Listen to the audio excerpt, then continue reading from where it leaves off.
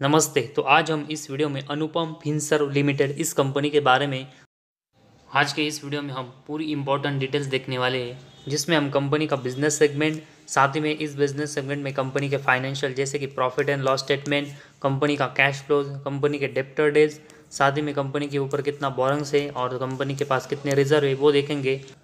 और उसके साथ ही में कंपनी के प्रमोटर के पास कंपनी की कितनी हिस्सेदारी है और यफाज दियाज इस कंपनी में यहाँ पर इंटरेस्टेड है या फिर नहीं, इन सब के बारे में स्टेप टू स्टेप इन्फॉर्मेशन देखेंगे और तभी हमें पता चलेगा कि कंपनी के परफॉर्मेंस कैसा है और हमें कंपनी में कैसी इन्वेस्टमेंट करनी चाहिए। तो सबसे पहले हम कंपनी का बिजनेस देखेंगे। तो ये कंपनी फाइनेंसिंग और लीजिंग सेगमेंट में काम करती है और ये देखने से पता चलता है कि कंपनी का जो बिजनेस है फाइनेंस सेगमेंट से रिलेटेड है, जो कि एक अच्छा और ग्रोइंग बिजनेस माना जाता है, जो कि इस कंपनी के लिए एक प्लस पॉइंट है। लेकिन सिर्फ कंपनी का बिजनेस ग्रोइंग होने से हम किसी भी कंपनी में ब्लाइंडली इन्वेस्टमेंट नहीं कर सकते। कंपनी की पूरी डिटेल्स और कंपनी की फाइनेंशियल देखने के बाद ही हम किसी कंपनी में यहाँ पर एक स्ट्रैटेजी बना सकते हैं कि कंपनी में हमें इन्वेस्टमेंट करना है या फिर नहीं।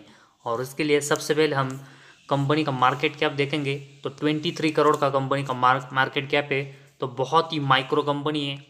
और उसके बाद कंपनी का स्टॉक का पी रेशियो देखेंगे तो 39.3 है, तो थोड़ा सा महंगा वैल्यूशन अभी भी कंपनी का यहाँ पर नज़र आ रहा है। इसके बाद कंपनी का डिविडेंड येल्ड अगर हम देखेंगे तो जीरो है। कंपनी का आरओसी देखेंगे तो 9.07% और कंपनी का आरओई 6.74% है। तो बहुत ही छोटी कंपनी है और उसके कंपेरेटिवली आरओसी और आरओई कंपनी के अभी ठीक ठाक देखने को मिले। लेकिन कंपनी को अगर आने वाले समय में कंसिस्टेंट ग्रोथ करनी है तो मैक्सिमम कंपनी को आरओसी और आरओई 10% के ऊपर जनरेट करने पड़ेंगे।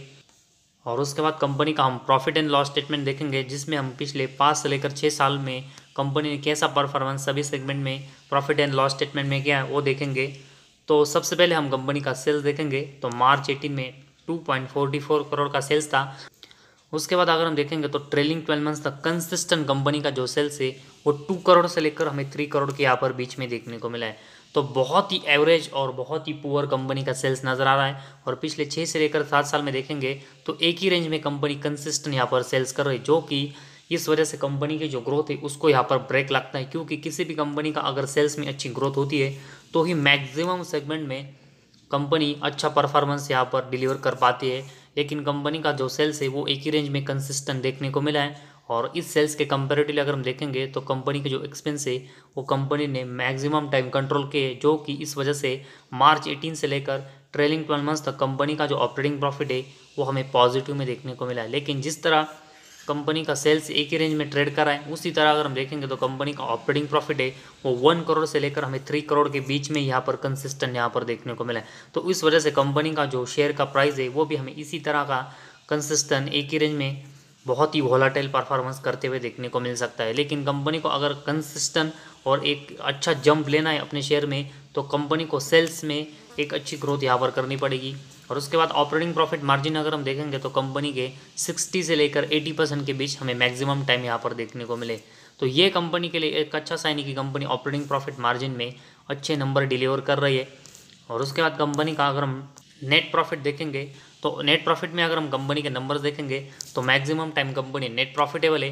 लेकिन कंपनी का नेट प्रॉफिट अगर हम देखेंगे तो 50 लाख से लेकर 2 करोड़ के आसपास से हमें मैक्सिमम टाइम यहाँ पर एक ही रेंज में ट्रेड करते हुए देखने को मिला, जो कि इस वजह से कंपनी का शेयर भी अच्छा मूवमेंट नहीं कर सकता। और अर्निंग पर शेयर के नंबर्स भी देखेंगे तो इस सेगमेंट में भी कंपनी के जो नंबर्स है वो हमें बहुत ही वॉलेटाइल देखने को मिले और अभी भी कंपनी के नंबर्स बहुत ही कम है।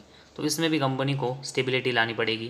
तो किसी भी कंपनी का नेट प्रॉफिट और अर्निंग पर शेयर जिस मल्टीप्लाई में बढ़ता है उसी मल्टीप्लाई में कंपनी का जो शेयर है वो हमें मैक्सिमम ट्रस्टली बढ़ते हुए देखने को मिलता है। लेकिन एक ही रेंज में अगर हम देखेंगे तो नेट प्रॉफिट और अर्निंग पर शेयर कंपनी का जनरेट हुआ है और इसी वजह से कंपनी का जो शेयर है वो हमें एक ही रेंज में यहाँ पर ट्रेड करते हुए ट्रस्टली देखने को मिल सकता है। तो कंपनी को अपने शेयर के चार्ट में और बिजनेस में अच्छी ग्रोथ करनी है तो सबसे पहले कंपनी को सेल्स का ग्रोथ करना पड़ेगा, ताकि कंपनी का नेट प्रॉफिट और अर्निंग पर शेयर के नंबर से उसमें कंपनी के जो ये नंबर एक ही रेंज में ट्रेड हो रहे वो यहाँ पर बढ़े और तभी हमें कंपनी का जो शेयर है वो ट्रस्टली अच्छे गेन होते हुए देखने को मिलेगा। और उसके बाद कंपनी की बैलेंस शीट देखेंगे तो कंपनी के जो रिजर्व है वो अभी 3 करोड़ के और उसके कंपेरेटिवली लगभग 4 करोड़ का बोरंग से वो कंपनी के ऊपर है। तो रिजर्व के कंपेरेटिवली कंपनी के ऊपर ज़्यादा बोरंग से जो कि कंपनी के बैलेंस शीट को यहाँ पर वीक कर रहा है। तो कंपनी ने पिछले कुछ समय से अगर हम देखेंगे तो अपने ऊपर का बोरिंग से वो कम किया है, जो कि एक अच्छा साइन है। लेकिन कंपनी का जो रिजर्व है उसके कंपेरेटिवली अपना बोरिंग से वो कम करना पड़ेगा, तभी कंपनी की जो बैलेंस शीट है वो यहाँ पर स्ट्रांग हो पाएगी। और कंपनी का जो बोरिंग ऐसे ही कम होता रहेगा तो कंपनी का जो इंटरेस्ट है वो भी कम होगा, ताकि कंपनी के जो नेट प्रॉफिट और अर्निंग पर शेयर के नंबर से वो बढ़े। तो इस कंपनी को अपना बोरिंग से वो भी कम करना पड़ेगा और उसके साथ ही में रिजर्व है वो भी यहाँ पर बढ़ाने पड़ेंगे, ताकि कंपनी के नेट प्रॉफिट के साथ ही में बिजनेस में अच्छी ग्रोथ हो। और उसके बाद कैश फ्लोज देखेंगे तो कंपनी का, तो ये मार्च 18 में 0.77 प्लस में था, इसके अगले साल माइनस, इसके अगले साल देखेंगे तो जीरो, इसके अगले साल फिर से प्लस और इसके अगले 2 साल माइनस। तो मैक्सिमम टाइम अगर हम देखेंगे तो नेट कैश फ्लो कंपनी का माइनस या फिर हमें जीरो में यहाँ पर देखने को मिला है।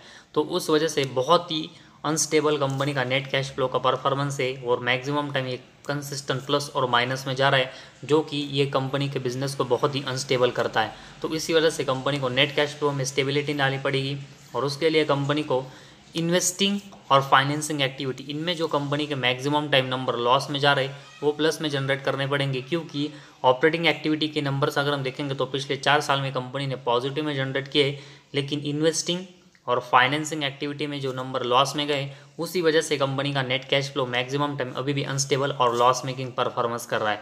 तो नेट कैश फ्लो कंपनी का यहाँ पर बहुत ही अनस्टेबल नज़र आ रहा है, जो कि एक बहुत ही निगेटिव साइन है। और उसके बाद डेप्टर डेज देखेंगे तो मार्च 23 में ये 12.98 है। तो कंपनी के डेप्टर डेज कम देखने को मिले, जो कि एक प्लस पॉइंट है। और उसके बाद कंपनी का शेयर होल्डिंग पैटर्न देखेंगे तो प्रमोटर के पास 29.31% की हिस्सेदारी है, साथ ही में डीएस के पास देखेंगे तो 0.02 और पब्लिक के पास देखेंगे तो 70% की हिस्सेदारी हमें देखने को मिली। तो कंपनी के मेजोरिटी स्टेक है वो पब्लिक के पास है और उसके कंपेरेटिवली प्रमोटर के पास कम शेयर होना कंपनी के परफॉर्मेंस और बिजनेस को बहुत ही अनस्टेबल करता है। तो ओवरऑल अगर हम अनुपम फिनसर्व कंपनी के बारे में देखेंगे तो कंपनी का जो सेल्स का ग्रोथ है, तो कंपनी फाइनेंस सेगमेंट में काम करती है, जो कि बहुत ही अच्छा और ग्रोइंग बिजनेस माना जाता है। लेकिन ये बिजनेस ग्रो करने के लिए कंपनी को अपने फाइनेंशियल में अच्छी ग्रोथ करनी पड़ेगी। लेकिन करंटली पोजीशन में अगर हम देखेंगे तो कंपनी का जो सेल्स है वो मैक्सिमम टाइम 2 करोड़ के आसपास ही हमें देखने को मिला है।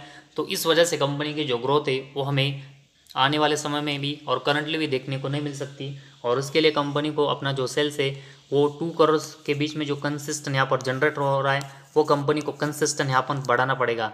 और इसी सेल को बढ़ाने के बाद ही कंपनी का नेट प्रॉफिट और अर्निंग पर शेयर के नंबर से वो हमें अच्छे से बढ़ते हुए देखने को मिलेंगे। क्योंकि सेल जिस तरह एक ही रेंज में यहाँ पर कंपनी का हो रहा है, उसी वजह से नेट प्रॉफिट और अर्निंग पर शेयर के नंबर से वो भी एक ही रेंज में हो रहा है, जिस वजह से कंपनी का जो शेयर है वो हमें एक ही रेंज में मैक्सिमम यहाँ पर ट्रेड करते हुए देखने को मिला है। और साथ ही में कंपनी का कैश फ्लो देखेंगे तो मैक्सिमम टाइम अभी भी लॉस कर रहा है।